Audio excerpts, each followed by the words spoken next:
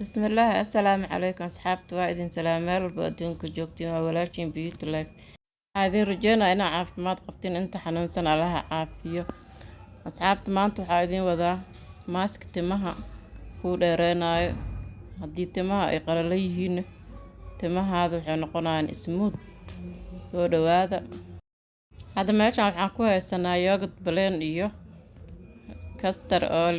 waxaan isticmaalaa 4 qaando yaryar qaandada haysta adig ku isticmaal daarta 2 qaando waaweyn ku darsan kartaa 3 qaando ku darsan kartaa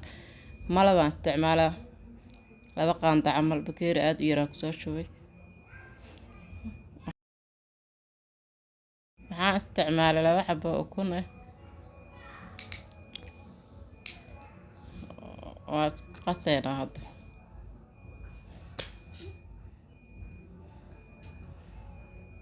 fiican isku dhaxgeli